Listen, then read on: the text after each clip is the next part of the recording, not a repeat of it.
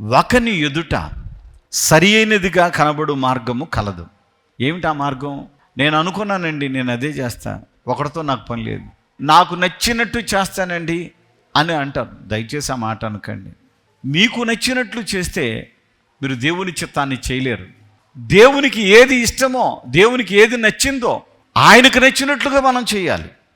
అంటే తిన్నని మార్గంలోకి వెళ్లకుండా త్రోవ తప్పిపోవడానికి కారణం ఏంటనంటే, ఈ లోకపు అధికారి మోసం వైపు నడిపిస్తాడు మనిషిని. ఇప్పుడు ప్రజలంతా నిజాన్ని నమ్మాలంటే నేను చూస్తేనే నమ్ముతాను అంటున్నారు. అబద్ధాన్ని నమ్మడానికి మాత్రం అసలు ఆలోచన లేకుండా నమ్ముతున్నారు. యేసు ప్రభు వారిని చేతుల్లో ఆ గాయాలలో నేను వేళ్ళు పెట్టి చూస్తేనే నమ్ముతానన్నాడు తోమా. అంటే అబద్ధాన్ని అయితే అందరూ నమ్ముతున్నారు, కానీ నిజాన్ని నమ్మడానికి మీ కళ్ళతోనే చూస్తేనే నమ్ముతామంటున్నారు.